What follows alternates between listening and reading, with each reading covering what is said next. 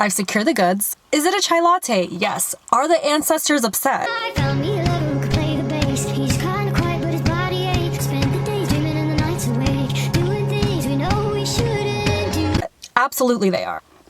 It tastes too good. I say let them stay mad. Hi, my loves. So I wanted to do a Q&A. We're not gonna get into the fact that I started and abandoned this channel. We're just gonna move past that. I have so many vlogs that I have filmed over the last year and a half that I'm 1000% still gonna share with you guys. But I was like, what better way to bring back my YouTube than like a juicy Q&A? Cause I know you're nosy. I've gotten so many DMs over the last 6 months about the same freaking subject. So we'll dive into that. We're starting the YouTube fam again. And if someone is gonna get the tea, it's gonna be you guys. I'm scared. So I've been back home for 2 months now. I, for no reason, booked Paris, Dubai, and Bombay from like December 17th to like Jan 22nd. So in suburbia for the last 2 months. It's honestly been amazing for content. Like I'm actually editing and posting all my reels from like Paris, Dubai, but I miss social interaction. And it's like really like I'm gonna live in New York while I'm not single. And then when I'm single, I'm gonna travel the world and then sit in Newport Beach for 2 months. All of my friends have left. Like no one I know lives here anymore. It's very old, Republican, and white. So I feel like it's such an L that I'm here when I could be in New York. I did my hair and makeup today. The reason I did it today, I actually don't feel like I have dateable pictures on my Instagram. I always post for the girlies. Like my audience is 80% women, so I'm never thinking like, oh, a guy's gonna like this. But when I look at my Instagram, and I love it, but it's all like funny reels slash like serious modelly pictures slash like bleached brow, kind of like very editorial type makeup. Also lots of like makeup and hair care. I don't think there's like one good photo dump where like if I was talking to a guy, they could be like, oh, I'm talking to this girl and have it not be like too modelly. I don't know if that makes sense. Basically, I'm taking like Charlie.com friendly pictures today, or my mom is, and I just want something that's like gonna be smiley and cute. But I got this dress from I got this dress from Revolve. I'll insert some pictures right now.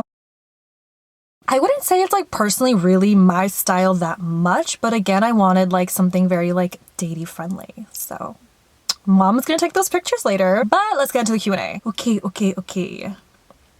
Instagram, let's see what you guys have for me. I am scared. Spill the tea on fake / two-faced content creators if you've met any. So I feel like because this is an industry that can be seen from the outside as inherently shallow. Like a lot of influencers post their outfits or makeup tutorials and it can be like this emphasis on the exterior. Hold on, there's someone walking their dog. Charlie thinks I'm such a freak. 99.9% of the creators I've met are the most beautiful people inside and out. Every single step of my like content creator career, I have felt so incredibly supported by brown women specifically. And it makes me really sad because I think this whole like women are catty thing is like a rumor started by men, because like brown women have saved me time and time again in my life, whether it's other content creators, people in my personal life. Like brown women are magical and they have made me who I am. Every time I say I'm feeling like slightly off, I'll have other creators DMing me and be like, do you need a listening ear? Are you okay? When I first met Zahara Z-List, I wasn't even an influencer. I was just like a little baby who like liked posting pictures online. And throughout my whole journey, like she has been my constant support, constant rock, like takes all my photos for me. And like I'll tell her like, Zahara, do this trend. Like I think this would do really well for you. And it's a two-way street of just support. It blows my mind how supportive and sweet everyone in the industry is, but it also doesn't blow my mind because we have to have each other's back. Like this is an industry where we are not usually the beauty standard. Like we're not at the forefront of what people think when they think, oh, okay, like I want to get a couple influencers on this campaign. So if we don't bring each other to the table or build our own tables, we're just digging ourselves into a deeper hole. I could name so many creators, but everyone has just been the kindest person, and I hope I've offered the same kindness and support back to them. What was your first ever job? So I actually worked in my dad's office. I was just a receptionist, and that's actually how I made all of my money during when I went to NYU and went to USC. I would make money during the summer and then I would spend it on like going out or buying clothes for events, that kind of stuff. I liked it. I feel like I built a lot of like customer care skills. I'm just like, morning, Sandy's office, how can I help you? Right after I graduated from USC, I worked at Oracle, which basically was like a sales position. I only worked there for like a year and then I got a job at Google, which was such a cool experience. I did Google Cloud sales there for North Am and LATAM, which is like North America, Latin America market. Stayed there for 2 years and then I ended up at Meta, it was Facebook at the time, for maybe like a year and a half almost 2 years. That was like pandemic time, so everything's like warped. And then June 2021, I finally got an agent and became an influencer full time. The experience is absolutely invaluable, and I know I can always go back to it if I want to. I can never see myself working for anyone else, honestly, at this point, which I feel so incredibly lucky to say at my age, but I just love the ability to work whenever I want and do something that I love. I was actually talking to my mom about it yesterday, that my sister always said, I want to be a doctor, I want to be a doctor, and now she is a doctor. And I would always say, I don't know. I said I don't know when I was younger because being an influencer like wasn't even invented yet. I feel like a more intelligent, well-rounded version of myself today than I ever was working at Google and Facebook, because if you create content, you know you wear every single hat. But the experiences I got from working at those companies was absolutely invaluable. I feel like I know how to write a professional email, how to talk to people, how to critically think. Working in sales and marketing is something that is still so applicable to being an influencer. And I think so much of my job is, oh my God, it's the owner of this house. He's like staring at me. Okay, sir.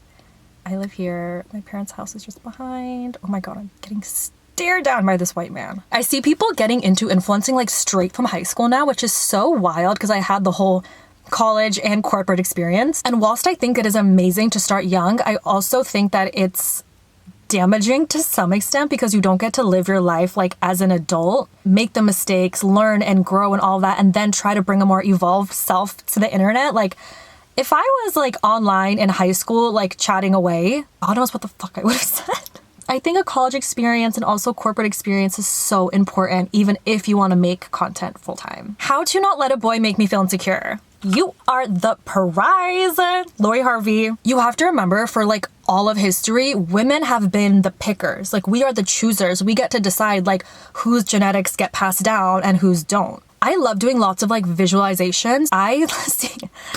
I see myself like on a pedestal. I visualize like myself on a pedestal, like me and my body and my mind and my spirit and my energy. All of that is on this pedestal. And all of these men are way down there. And you literally have to put yourself on this pedestal, not because you actually think you're better than anyone, but because I feel like you get so much messaging since you're like 12 years old of how you need to change, how you need to be different. Men love bitches. Do this. Step into your dark feminine. La la la la. Like, all of these things that you have to do to change yourself, to make men like you. And I think to undo that, you need to understand that like you bring so much more value to a man than a man could ever bring to you. This is not a men bashing thing. Even if you look at the animal kingdom, you can see that like male species are the ones that have to impress the female because we are the prize. So visually put yourself on the pedestal, look in the mirror and say, I am the prize, because you literally are. And guys will play this game where they want to make you feel insecure when they know that you're too good for them. So just keep that in mind. It's like, oh, this guy, first of all, don't be with a guy who makes you feel insecure. But also, if you just find yourself being insecure around a guy, that also says a lot about like their energy and the mental space that they put you in. So maybe it's not a guy that you even want to be around, because the guy that you want is a guy who's going to put you on a pedestal, not to knock you off, but to just show you how much value you bring to their life. And those are two very different things. I know for a fact no one can shake my perception of myself because it is so strong, and it's taken me all these years to get here. But now that I'm here, when I meet a guy, you cannot put me back in that mental space of being like, am I good enough? Am I not? Like, you need to meet me up here. You know, you need to add value to my life, because I promise you, if men don't meet you up here, you'll end up changing who you are and compromising your energy and your values to meet them down here. And if a guy's making you feel insecure, you're meeting him down here instead of him meeting you up here. Oh my God. Wait, I forgot. I got a cake pop, which is totally not dairy free. Haven't had one in so long. Okay. Tell us about your childhood trauma. Dina Gurewal, like, where do you want to begin? Someone also said you live in Orange County. I heard there's no diversity in OC. How's your experience? Those kind of go hand in hand. I always wonder if I had, so I'm like, my mom is from Ludhiana. We would go spend like long periods of time there during the summer. I kind of consider that like that house like my second home. And I always wonder if my parents didn't come to the United States and if I had stayed there, how different my trauma would be, because I feel like so much of my trauma growing up in Newport Beach is centered around race and just being like the only Indian kid in class. And then I'd go to Punjabi school on Sunday and it would be like a totally different life. But like Monday through Friday, I would actually go by Sarah, which I cannot believe I did that. It was a little bit of a different time, so like I don't blame my mom, but she was like, no one can say Sirit, so let's go with something that's gonna be like the same letter but easier for people to say. So that stuck from kindergarten through 8th grade, and then 8th grade I was like, what the fuck am I doing? I'm gonna change my name back to Sirit. But I literally had like 2 different names and 2 different identities, and everyone is just so white and old and Republican that until like college, no one ever found me pretty. So sometimes when I'm feeling myself and I post on like Instagram, like I'm in a bikini or whatever, I'm just like, you know what? Fucking hated the way I looked for so long. I would literally like pray for my skin to get lighter, that now I'm like, I'm gonna post and like freaking own it because I don't want anyone else to feel this way. And I hope women growing up now in predominantly white areas don't feel this way, because I feel like the media representation has changed so much. But at that time, it was like the Britney Spears, the Paris Hilton, like that was the only look that was popular. This is even like pre-Kardashian.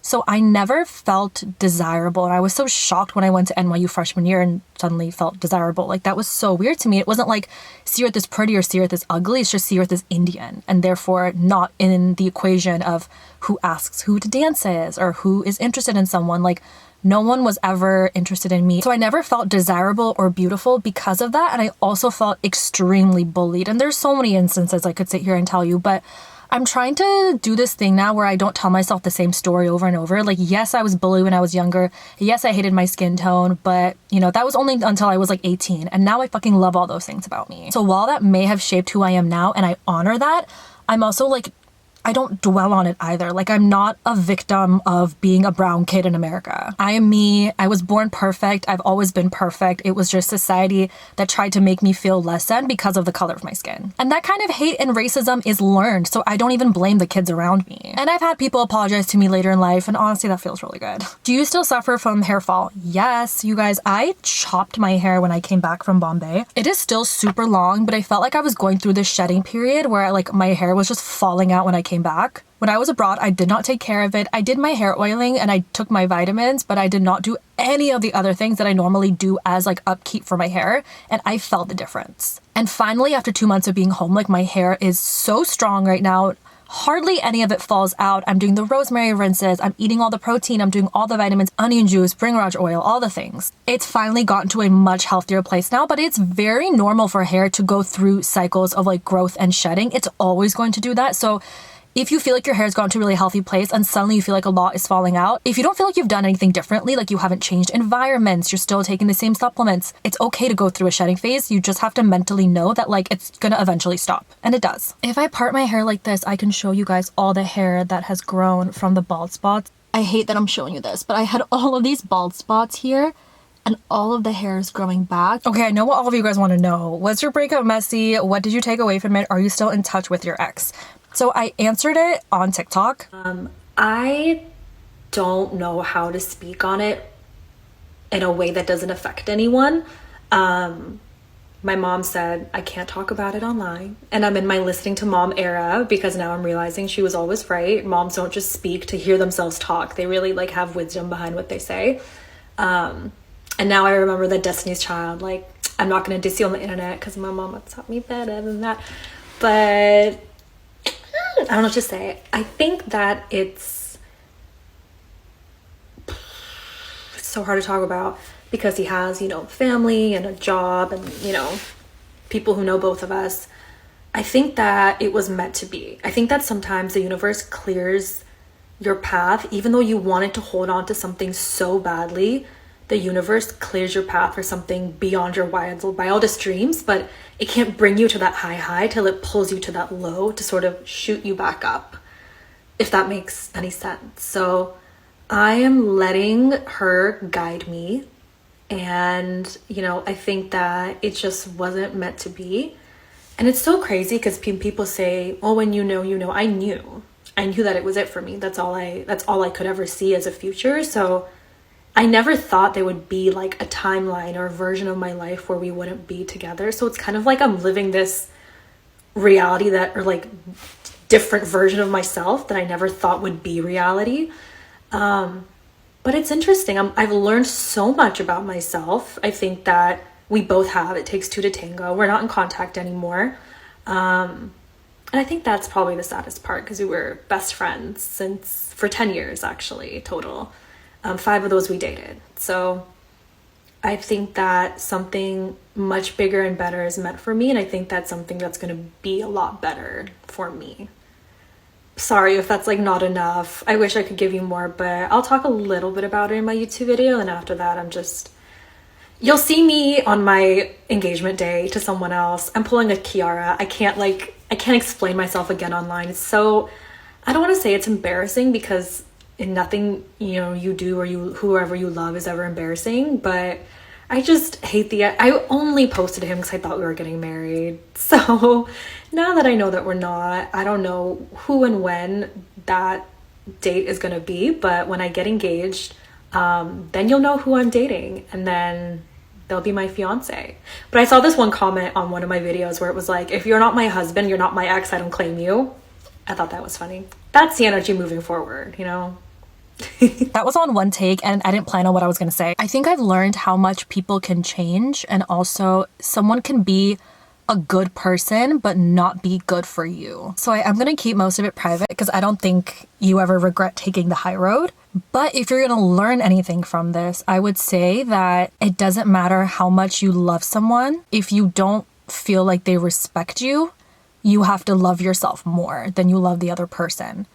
And I think that that's the hardest thing for me, is when I love someone, like, I will love them at 200% if they love me at 50%, to sort of make up for that, because I feel like I'm a ride or die person. But you can't force someone to have that same kind of dedication, love, and respect back for you. So I think the universe is clearing my path. I truly have so much trust, like hands up, eyes closed, like trust in the universe. If you aren't being given loyalty and respect, and the person that you're with isn't cherishing you, does not matter how much you love them. It doesn't matter how much you couldn't picture your life without this person. That's not your person. And it feels really good to talk about it with you guys, because this happened like over 6 months ago now, maybe 7 months ago. And I just could not process that this was happening. Like, I just didn't think this was my life. I kept thinking I was going to wake up and I was going to go back to my life as normal, and this was all just a horrible nightmare. I just lost the will to do anything, like, work-wise.